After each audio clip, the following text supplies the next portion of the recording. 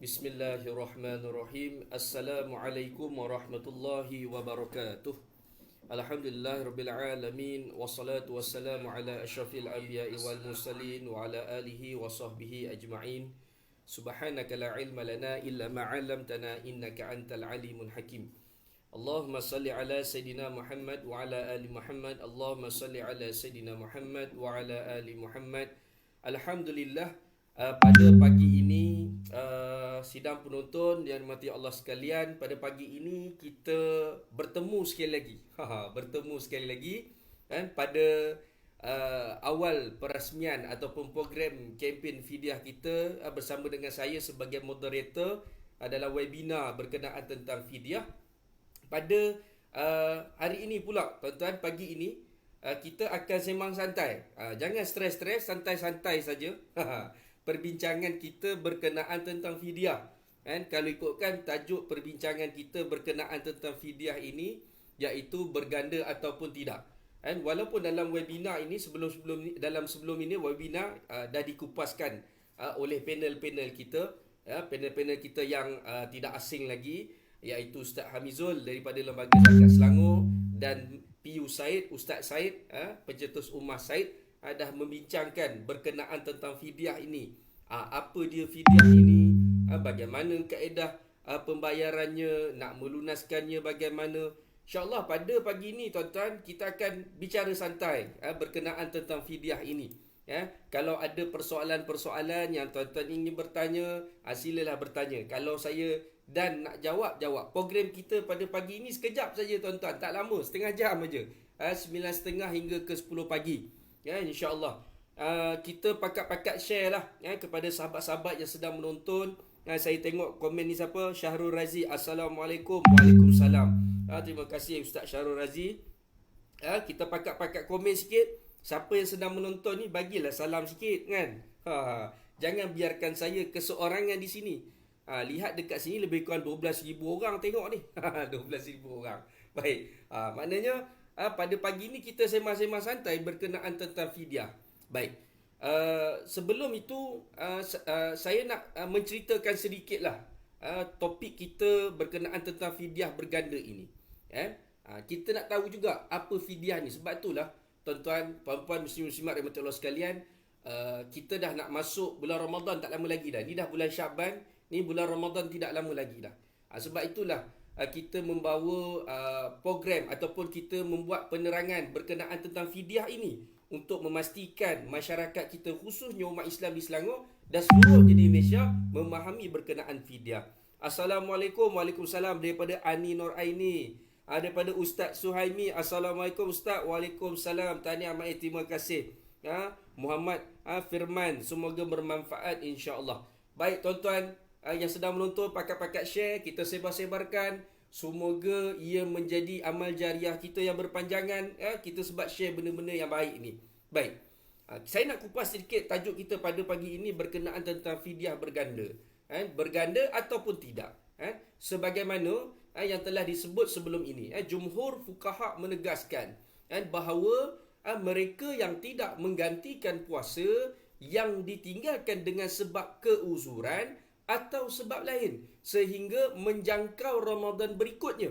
Maksudnya nak masuk Ramadan berikutnya, dikenakan fidyah, di samping perlu mengqadakkannya.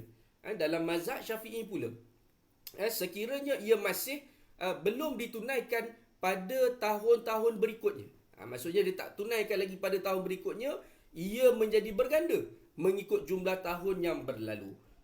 Dalam Imam Nawawi disebut, Imam Nawawi rahimahumullah menyebut, dan sesiapa mengakhirkan, iaitu melengah-lengahkan qada puasa Ramadan sedangkan dia berupaya menunaikannya, iaitu kerana tiada uzur, sehingga masuk Ramadan pada tahun hadapannya, maka wajib ke atas qada puasa yang ditinggalnya, di samping membayar fidyah bagi setiap hari puasa yang ditinggalkannya. Nak sebut je di sini contoh. Ni kita nak masuk Ramadan, ni Syaban, nak masuk Ramadan, bakal masuk Ramadan nanti. Katalah Ramadan yang sebelum ni kita pernah tinggal puasa, tak qada lagi, tak ganti lagi, nak masuk Ramadan yang kedua pula, maka kena qada, kena bayar fidyah. Itu maksudnya berkenaan tentang fidyah itu. Baik. Kita tengok komen sikit. Assalamualaikum, tahniah, semoga bermanfaat untuk semua. Terima kasih kepada Encik Ahmad Syukri. Kemudian Ustaz Azala, Assalamualaikum Ustaz. Waalaikumsalam. Kita pakat-pakat share tuan-tuan. Majlis ilmu ini pada pagi ini. Ni kuliah santai. Kuliah duha santai. Setengah jam saja tuan-tuan, 30 minit bersama dengan saya, insya-Allah. Baik. Okey. Kita kupas lagi berkenaan seterusnya berkenaan tentang fidyah berganda ini. Kemudian, dan menurut pendapat berganda, menurut pendapat yang asah berulang-ulang, iaitu ataupun berganda fidyah itu selagi belum dikeluarkan dengan berulangnya tahun berikutnya. Bagaimanapun ulama mazhab Syafi'i berpandangan bahawa ia hanya berlaku ke atas orang yang sengaja melengah-lengahkan, bukan atas yang keuzuran. Ini antara pandangan ulama mazhab Syafi'i. Baik. Kemudian contohnya, ini saya buat contoh lah. Contoh-contoh kes. Kita nak buat contoh kes. Contohnya, seseorang yang meninggalkan puasa sebanyak 5 hari pada bulan Ramadan tahun 1432 Hijrah. Nampak? Kita kalau nak cerita Ramadan ni, kita tak boleh kira tahun Masihi. Kena kira tahun Hijrah supaya kita jelas benda tu. Okey, baik. Maka dan dia melengah-lengahkan qadaknya sehingga datang bulan Ramadan yang berikutnya, iaitu pada tahun 1433 Hijrah. Tadi 1432 Hijrah, ni 1433 Hijrah, dah nak masuk setahun dah. Kan? Sedangkan dia berdaya mengqadakkannya, maka dia wajib untuk membayar fidyah. Di samping mengqadak puasanya. Maksudnya qadak dia kena buat, qadak puasa kena buat, bayar fidyah pun kena buat. Ni denda ni. Yang sedang menonton ni kena sebarkan benda ni. Kadang-kadang orang tak faham. Orang ingatkan, aku dah tinggal bulan Ramadan pasal zaman aku jahiliah atau zaman bujang-bujang, aku qadak je lah. Tak, dia qadak, dia kena bayar fidyah. Yang ni kena faham. Baik baik. Kita tengok komen sikit. Assalamualaikum warahmatullahi. Dan para penonton saya, terima kasih Ustaz Indra. Ni Ustaz Indra ni, bos pengarah Baitul Mal ni sedang menonton ni. Kemudian siapa lagi? Assalamualaikum dari kami di Bangi, Baitul Mal Hulu Langat. Cantik. Ustaz Izam, alhamdulillah ilmu yang manfaat. Baik, kita pakat-pakat share. Kita pakat-pakat share dalam ilmu 30 minit ini bersama dengan Majlis Besar Selangor, tuan-tuan. 30 minit bersama dengan Maiz. Perbincangan kita pada pagi ini berkenaan tentang fidyah berganda. Baik. Tadi kita sambung balik. Katalah bulan Ramadan pada tahun 1432 Hijrah. Dia tak qadak lagi dan melengah-lengahkan. Dia sengaja tak mengqadakkan lagi. Masuk pula Ramadan 1433 Hijrah. Dah masuk setahun ni, tahun baru. Maka dia kena qadak dan bayar fidyah. Baik. Yang ni kena faham. Kemudian, jika dia masih tidak mengqadakkan lagi, maksudnya dia tak qadakkan lagi. Dia tak qadak puasanya dan membayar fidyahnya sehingga datang bulan Ramadan 1434 Hijrah. Nampak? Dia berganda. Nanti kita tunjuk contoh macam mana Ustaz ni. Saya tak nampak lah Ustaz. Saya nampak muka Ustaz je. Memanglah. Program 30 minit ni kena tengok muka saya saja. Nanti kita akan tunjuk contoh kiraan tu nanti. Kita akan tunjuk. Jangan risau. Bawa tenang semua. Baik. Kita raikan. Kita baca komen sikit. Assalamualaikum. Alhamdulillah. Terbaik Ustaz. Siapa ni? Encik Muhammad Zahir. Alhamdulillah. Terima kasih. Alhamdulillah ilmu bermanfaat. Terima kasih Ustaz. Terima kasih juga kepada Encik Muhammad Helmi. Baik. Kita pakat-pakat share lah program-program ni. InsyaAllah semoga ia bermanfaat. Baik. Okey. Kemudian apa lagi? Kalau kata dia tidak, jika dia masih tidak mengqadakkan puasanya, dan tidak membayar fidyah sehingga datang bulan Ramadan tahun seterusnya 1434. Tadi kita sebut 1432. Dah lah dia tak qadak. Kemudian dah masuk 1433, tak qadak lagi. Masuk 1434 Hijrah Ramadan. Maknanya dah 3 kali Ramadan. Dan seterusnya sehinggalah katalah pada tahun 1435 Hijrah dia tak qadak, maka fidyah itu berganda sebanyak 3 kali. Yang ni kadang-kadang kita nak tengok macam mana gandaan tu. Kita akan tunjuk contoh nanti kiraan tu. Baik. Okey. Oleh itu, kita nak kena faham bahawa oleh itu fidyah ni akan berganda dengan masuknya tahun berikutnya. Dia akan masuk tahun berikut. Tak ganti, masuk lagi. Kerana dia belum mengqadakkan puasa dan belum bayar fidyah pada setahun. Sebab tu masa webinar tu, kalau tuan-tuan menonton webinar kita sebelum ini, Ustaz Amizul cerita yang orang tu koma sampai berpuluh tahun, sampai bertahun-tahun komanya, tu kena qada. Ya. Tapi di sini kita kena lihatlah kan. Ataupun sebelum ni ada satu lagi kisah yang Ustaz Amizul cerita. Dia kata apa? Dia ni orang ni dah umur 60. Dia dibawa teksi, pencen dah. Tapi dia tanya, dia kata zaman-zaman muda, zaman jahiliah dia tak pernah puasa. Sampailah umur dah 60-50 barulah dia dah rasa nak kenal masjid, surau kan, nak puasa dan sebagainya. Kena kira zaman dia balik. Contoh umur 15 tahun dia balik. Kira gandaan tu. Kira-kira beribu yuk. Kan? Bila kena beribu, dia kata apa? Tak apalah. Nanti saya datang balik Ustaz. Kan? Itulah antaranya. Baik. Okey. Baik. Kemudian apa lagi? Kemudian di sini kita nak lihat balik. Walau bagaimanapun seorang tidak berdaya. Okey, tadi kita sebut qada puasa itu. Qada puasa itu dia perlu digandakan kerana beberapa sebab yang saya sebutkan tadi. Sebab berkenaan dia sengaja melengah-lengahkan, dia dia tidak ambil serius. Maknanya dia buat ignore je, tak apalah, lantak pi lah, nanti aku bila-bila aku qada lah, itu contoh. Baik. Namun di sini ada juga di kalangan ulama membincangkan bila mana fidyah yang berganda akan masuk tahun berikutnya. Okey, itu sahaja. Walau bagaimanapun seseorang yang tidak berdaya mengqadakan puasa, maknanya dia memang sakit, dia memang uzur, tak ada kemampuan untuk mengqadakan puasanya. Umpamanya disebabkan sakit yang bersangatan, yang berpanjangan, ataupun sakit dia tu memang dia sakit teruk. Memang dia orang yang berpenyakit. Selalunya orang-orang macam ni, orang-orang warga emas lah tuan-tuan. Yang kita pernah jumpa tuan-tuan, kita buat ziarah. Kadang-kadang yalah ada warga-warga emas ni yang dia nak buat wasiat, dia sakit, dia terlantar. Dia boleh cakap tapi dia terlantar sakit. Hasad nak buat wasiat. So ada orang macam ni, dia tidak mampu untuk berpuasa sehingga datang Ramadan pada tahun berikutnya. Maka dia tidak dikenakan fidyah berganda ke atasnya sebab dia ada masalah keuzurannya di situ. Baik. Yang ni kena faham. Maka kalau orang yang sakit bersangatan, sakit yang teruk lah, maka dia tidak perlu membayar fidyah secara berganda. Tetapi kalau dia nak bayar, silakan. Afdalnya bayar. Yang dianjurkan kita bayar. Baik. Justru dalam kita menentukan berapa jumlah fidyah yang perlu dibayar seseorang itu, hendaklah tahu berapa hari puasa yang ditinggalkan. Berapa hari di puasa ditinggalkan. Kemudian apa lagi?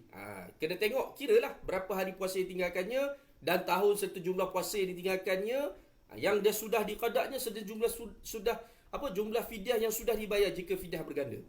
Sebab itu tuan-tuan, qada puasa ni kita kena tahu berapa hari yang ditinggalkan. Kena kira lah. Kena kira. Kena kira, lepas tu kena qada. Baik. Ada soalan. Kita tengok, kita raikan soalan. Kalau bayar fidyah 3 tahun tapi belum puasa, kena puasa? Kena puasa. Kan tadi saya dah kupaskan, orang yang kemampuan, dia melengah-lengahkan dengan keadaan sengaja, dia mampu berpuasa qada. Dan dia tinggal 2-3 tahun. Contoh, 3 tahun dia tidak berpuasa. Tapi fidyah dia bayar, tapi belum puasa. Dia kena gantikan. Kena qadakan puasa. Melainkan yang saya sebutkan tadi. Orang itu uzur kesangatan. Sakit bersangatan. Sakit bersangatan iaitu apabila dia sakit, dia tak mampu dah. Maka dia cukup sekadar membayar fidyah. Begitu juga kalau kata si mati ni, contoh ni kes pusaka lah. Berlaku kematian, mak kita meninggal dunia. Mak kita meninggal dunia, kita ingat masa bulan Ramadan dia sakit, 30 Ramadan dia sakit. Dia ni orang yang rajin berpuasa, tapi disebabkan sakit dia tidak boleh berpuasa. Maka 30 hari itu kita kena darabkan berapa kadar fidyah yang perlu dibayar. Itu cerita lain. Itu kena bayar. Kena bayar di situ. Baik. Puasa dia kena ganti juga tak? Ya, kena ganti. Kena ganti yang seperti mana saya sebutkan tadi. Fidyah bayar, qada kena. Sebab dia orang yang berkemampuan, sehat tubuh badan. Sebab apa jadi macam tu? Ustaz, jenuh lah macam ni Ustaz. Bayar dah. Lepas tu kena qada juga. Sebab itulah Allah Ta'ala nak mendidik kita supaya menjadi orang yang lebih berdisiplin. Ikut peraturan. Jangan langgar aturan. Sebab tu Allah Ta'ala turunkan ayat-ayat gini. Sebab itu tuan-tuan, kan sebelum ni kita buat kempen atau perasmian program fidyah ni pada Isra' Mi'raj. Isra' Mi'raj ni Allah Ta'ala perintahkan sembahyang. Bila Allah Ta'ala perintahkan sembahyang, maknanya berkaitan dengan perintah ni kita kena buat betul-betul, tuan-tuan. Perintah sembahyang, perintah puasa, perintah zakat. Benda-benda ni yang kena jaga. Kalau tak jaga, maka inilah denda-denda yang kita kena bayar. Kan? Fikir-fikir bayar dah, kena puasa juga. Ya. Tapi kalau dia tidak berkemampuan, yang saya sebutkan tadi, dia sakit bersangatan, maka tidak menjadi kewajipan dia. Maka bayar fidyah saja. Baik. Ustaz, kita tengok Mami Anja. Mami Anja bertanya. Kita raikan soalan daripada Mami Anja. Ustaz, kalau kita lupa puasa yang tertinggal, bagaimana nak bayar fidyah itu? Apakah tindakan yang perlu dilakukan? Kena ingatlah, kita kena buat anggaran lah. Katalah kita ni orang yang rajin berpuasa. Rajin berpuasa. Tiba-tiba mungkin ada dalam 3-4 hari kita tak puasa. Katalah kita teringat. Sebab apa kita tak puasa? Katalah nak menyusukan anak ke, ya? Bimbang anak tu kelaparan tu, kita sedang mengandung, bimbang kandungan itu keguguran, contohlah kan. Maka kita kena lihatlah, kalau kata kita dah biasa dalam bulan Ramadan, mesti aku ada 5 hari, 6 hari tertinggal. Maka kita kena ambil kiraan kita dalam 6 hari contoh.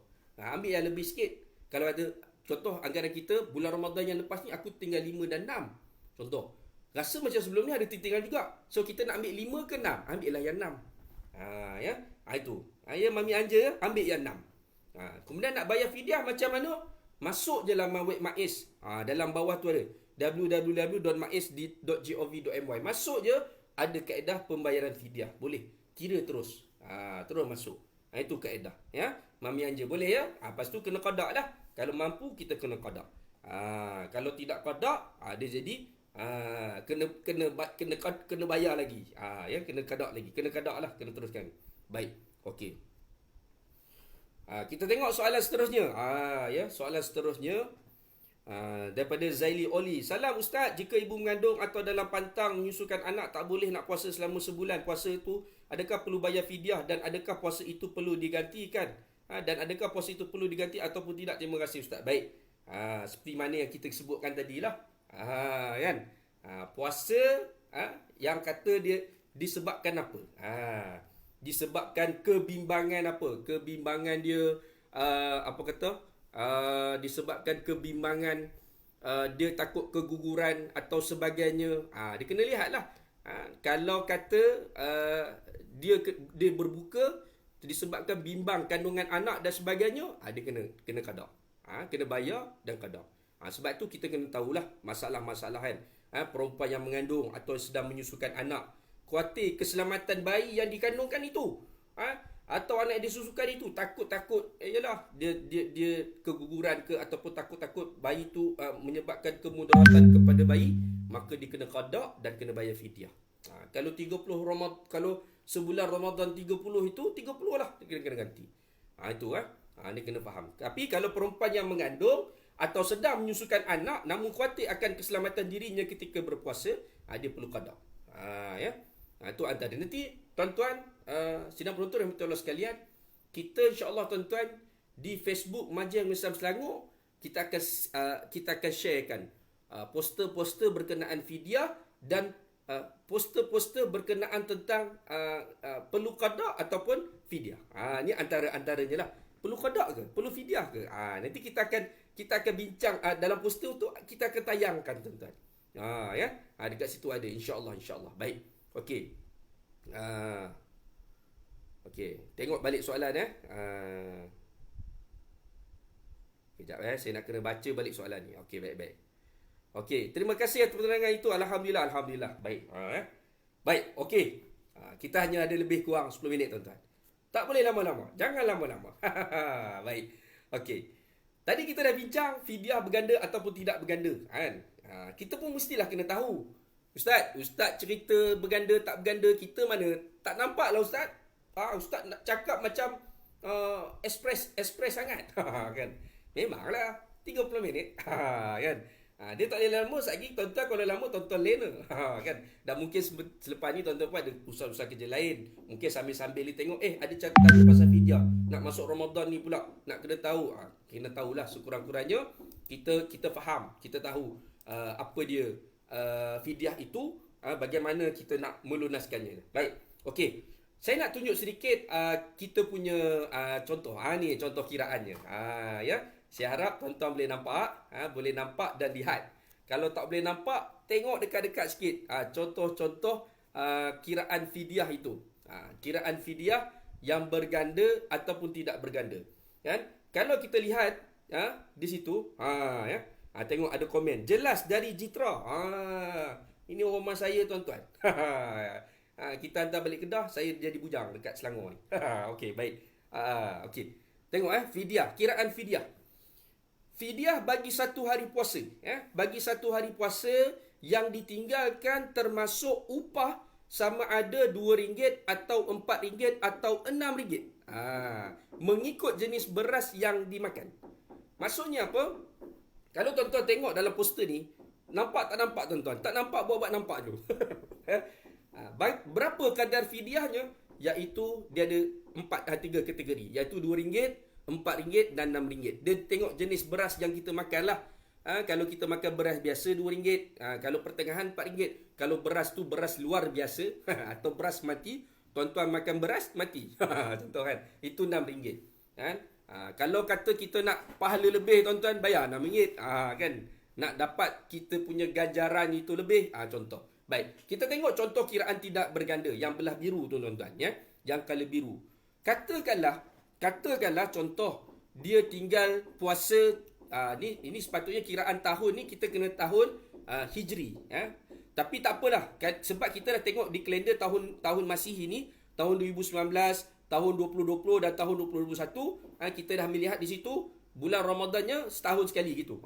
Lebih kurang gitulah, ya. Okey, contohlah, kita ambil contoh. Saya buat contoh. Katalah tahun 2019 ataupun tahun Hijrah pada tahun itu, bulan Ramadan pada ketika itu kita ada tinggal 7 hari. Masuk tahun 2020. Masuk tahun 2020, kita tengok balik. Kita tengok balik ada lagi 7 hari tinggal. Masuk tahun 2021 ada lagi 7 hari. Maknanya setiap tahun Ramadan tu kita tinggal 7 hari. So, dalam kaedah kita nak bayar macam mana? 7, ini yang bukan kiraan gandaan, ya. 7 darab dengan 3 jadi RM21. Ya. 7 darab 3 RM21. Ustaz, saya bulan Ramadan tahun pertama saya ada tinggal 7 hari, tahun kedua tinggal 7 hari, tahun ketiga tinggal 7 hari. Nak bayar fidyah tanpa berganda, contoh, berapa kena bayar? RM21. RM21, 21 hari.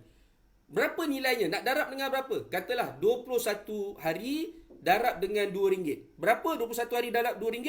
Lebih kurang RM42. Kalau nak up sikit, tak apalah. Saya nak bayar RM6. 21 hari darab dengan RM6. Baru 126. Kan? Lebih kurang gitu. Okey dah. Kita bayarlah RM6. Ni tak berganda. Maknanya kalau tak berganda ni direct. Ya, direct je.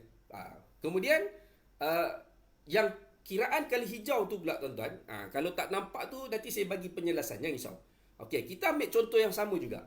Tadi tahun pertama, tahun kedua, tahun ketiga. Maknanya tahun pertama kita ada tinggal 7 hari, tahun kedua pun 7 hari, tahun ketiga pun 7 hari. Maknanya kalau ikutkan hari tu ada 21 hari. Tetapi dalam kaedah kiraan berganda macam mana? Kalau tahun ketiga, contoh dia tertinggal dah 3 masuk kali ketiga, 7 darab 3 21. Itu tahun ketiga. Tambah dengan kita ada tinggal yang tahun yang kedua pula, 7 hari darab dengan 2 14. 7 darab 2 14. Kemudian kita ada satu lagi tahun yang kita tertinggal juga, 7 darab dengan 1 tahun, maka 7. Maka di sini kalau kiraan berganda, 21 tambah 14 tambah 7. Jawapannya berapa hari? 42 hari. Ya, 42 hari.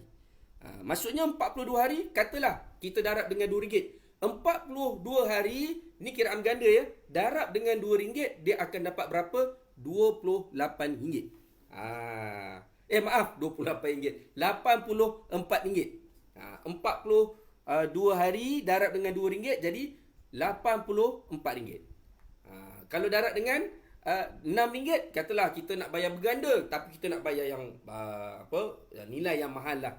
Nak dapat keberkatan, nak dapat dimurahkan rezeki kita. Maka 42 darab dengan 6. 6 kali 2, 12. 6 kali 4, 24. 24, 25. RM252. Okey lah. Kan? Ni antara contoh-contoh kiraan fidyah ini. Kenapa kita ada kiraan 2 fidyah ni? Sebab mesyuarat jawatankuasa ataupun perunding hukum syarak fatwa, Fatwa Negeri Selangor ini, sebulat suara membuat keputusan bahawa pembayaran fidyah dan kafarah, ni sekali lah, fidyah dan kafarah yang tertangguh harus harus kalau kata tidak digandakan, dan ia menurut sebahagian pandangan mazhab Syafi'i. Walau bagaimanapun sekiranya pihak pembayar ingin membayar fidyah ataupun kafarah secara berganda, maka ia boleh diterima. Digalakkan. Digalakkan. Sebab apa ada fidyah fidyah ini boleh berganda? Fatwa di Selangor membuat fidyah ini, bayar fidyah boleh berganda ataupun tidak. Pertamanya, kita melihat pada maslahah. Kadang-kadang ada masyarakat ni ialah zaman jahilah, bila dah umur 65 tahun baru nak bertaubat. Alhamdulillah dia nak bertaubat, tuan-tuan. Jumpa masjid, nak puasa dan sebagainya. Maka mungkin dia nak bayar tu dia tak kemampuan. Yelah kerja bawa teksi aja atau jadi Grab aja. Maka di sinilah para mufti kita mengambil pendekatan, kita memberi peluang kepada orang yang betul-betul bertaubat. Kalau tidak mampu, bayarlah secara tidak berganda. Kalau mampu, bayarlah secara berganda. Yang ni yang kita nak mendidik masyarakat. Baik. Kita tengok balik. Normala, Puan Normala, Ustaz di mana dapat kira berganda ni? Tak jelas, baca di telefon. Baca di laptop, jangan baca di telefon. Kalau tak jelas, tuan-tuan, jangan risau. Tuan-tuan boleh masuk laman web MAIS, www.mais.gov.my. Boleh buat kiraan di situ, ataupun tuan-tuan boleh masuk dalam Lembaga Zakat Selangor, laman web Zakat Selangor. Di situ pun ada contoh-contoh kiraan. Yang ni kita kena faham kaedah hukum-hukum kita yang berada di Selangor kita, di Selangor ini. Kalau ikut di negeri-negeri lain ada juga. Ada negeri-negeri dia memang berganda, dia tak boleh tak berganda, kena bayar fidyah berganda. Kalau kita di Selangor, insya-Allah kita bagi peluang sama ada berganda ataupun tidak. Boleh, tapi digalakkan berganda. Ini antara kita nak masyarakat mengambil cakna ataupun mengambil keseriusan dalam hukum Allah ini, dalam denda ini. Jangan buat main, sebab denda ni kita hutang kita dengan Allah Ta'ala lah. Begitu jugalah tadi kita dah sebut tentang kafarah kan, saya sebut sekali kafarah. Begitu juga pada bulan Ramadan yang terlanjur kan, pada bulan Ramadan suami isteri terlanjur bersama pada siang hari. Pada siang hari kan. Nak buat macam mana Ustaz, nikah waktu Ramadan? Siapa suruh nikah waktu Ramadan? Kan? Nak buat macam mana Ustaz, PKP? Ini je waktu ada. Tapi itulah, kalau kata kalau kafarah ini yang kena bayarnya siapa? Suami, bukan isteri. Habis Ustaz, isteri yang menggoda saya. Ustaz, saya tak bersalah dalam cerita ini. Tak kisah. Suami yang kena. Sebab kita dalam kes kafarah ni ada juga yang membayar kafarah bagi pihak suami ni isteri. Isteri main datang atas pejabat kami, kata, Ustaz, saya nak bayar kafarah. Mana suami? Suami dekat dalam kereta. Kan? Itu antara-antaranya lah. Sebab tu tuan-tuan, hutang dengan Allah Ta'ala ni kita kena jaga betul-betul. Kena selesaikan dengan segera. Baik. Baik. Ustaz Muhammad Firman, Ustaz, maksudnya boleh guna pakai ke mana-mana kaedah bayaran fidyah sama ada mampu tanpa berganda atau berganda ya? Ya, betul. Kalau kita mampu untuk bayar berganda, silakan bayar berganda. Kalau kita tidak mampu, kata Ustaz, dulu zaman jahiliah Ustaz, zaman-zaman saya bujang, dah kahwin, baru nak hisap, sekali kena bayar beribu contohlah kan. Maka kita mampu yang tidak berganda. Okey, bayar tak berganda. Kalau mampu berganda, silakan. Tuan-tuan, kadang-kadang kita kena ingatlah apa yang kita beri, apa yang walaupun ia sebagai denda, kita bayar lebih pula. Kita anggaplah Semoga nanti kita bayar ni denda untuk kita, dan mungkin boleh jadi selepas ni rezeki akan bertambah lagi, bertambah ruah lagi kan. Makin banyak lagi rezeki yang kita tidak jangka. Sebab itulah dalam bab hukum Allah kita kena jaga. Lebih-lebih lagi bab fidyah ni tuan-tuan, yang orang ambil tak ambil cakna sangat, orang tak ambil maklum sangat kan. Perbincangan berkenaan tentang fidyah pun tak ada sangat kadang-kadang kan. Kadang-kadang sikit ada topik, tapi nak mendetailkan macam mana kaedah bayaran, berapa kadarnya, perlu ke qada puasa dan sebagainya. Inilah yang kita buat, yang kita cuba lakukan tuan-tuan di Majlis Islam Selangor. Kita cuba sebar-sebarkan kepada masyarakat. InsyaAllah sepanjang bulan, sepanjang Syaban ni tuan-tuan, sebelum masuk Ramadan, kita ada beberapa siri ataupun sembang santai kita pada pagi ini. Lebih kurang ada lagi 2 episod lagi kan, bersama dengan Ustaz Zulhusni dan Ustaz Suhaimi, insyaAllah tuan-tuan, pada waktu yang sama juga pada hari Selasa. Ataupun tuan-tuan selalu-selalulah menonton dekat Facebook Majlis Islam Selangor, pakat-pakat like, pakat-pakat share, ataupun tuan-tuan tengoklah laman web MAIS, mana yang kita rasa ada keperluan untuk kita, untuk kita kata contohlah isu fidyah ni kita nak selesaikan, kita selesaikan. Baik, itu antara-antaranya lah. Baik, saya rasa kita dah sampai ke penghujung rancangan. Ada saya raikan lah, ada satu soalan, tengok ada soalan masuk ni, saya raikan. Puan Normala, terima kasih puan, yang sangat manfaat. Terima kasih puan. Puan Fiza Osman, dia tanya, Assalamualaikum Ustaz, nak tanya kalau ibu dah uzur tak dapat nak bayar semula puasa, perlu dibayar fidyah, tapi puasa tak satu, siapa yang perlu qada puasa tersebut? Baik, seperti mana yang saya sebutkan tadi itulah. Kalau kata dia keuzuran, kesangatan yang berpanjangan, dia tidak mampu puasa, memang tak mampu dah, uzur sangat, maka cukup sekadar membayar fidyah. Kalau bayar fidyah mampu berganda, silakan berganda, itu yang terbaik. Inilah antara hutang-hutang kita yang kita kena jaga. Mana yang tuan-tuan muslimat rahmatullah sekalian, yang menjaga kedua orang tua kita yang dalam keadaan uzur dan sebagainya, ni nak masuk Ramadan ni, cek, tengok berapa mak kita tinggal puasa, berapa ayah kita tinggal puasa. Kita sebagai anak waris yang menjaga kedua ibu bapa kita, kena semak, kena tengok baliklah, supaya nanti kita boleh melunaskan hutang ibu kita, melunaskan hutang ayah kita. Nanti kalau katalah dia dijemput ilahi dan sebagainya, sekurang-kurangnya kita sebagai anak kita tahu berapa hutang yang mak ayah kita tinggalkan, yang melibatkan, khususnya yang melibatkan bab fidyah ini. Saya rasa cukuplah sekadar itu saja tuan-tuan. Terima kasih kepada seluruh penonton-penonton muslim-muslimat yang menonton Facebook live pada pagi ini di Majlis Agama Islam Selangor, dan terima kasih juga kepada semua sahabat-sahabat yang pakat-pakat kongsikan majlis ini. InsyaAllah tuan-tuan, mana yang tidak sempat boleh tengok semula kita punya perkongsian pada pagi ini. Sekali lagi saya mohon maaf di atas kekurangan pada pagi ini. Aku qauli hadza wa astaghfirullahal azim wa li wa lakum. Assalamualaikum warahmatullahi wabarakatuh.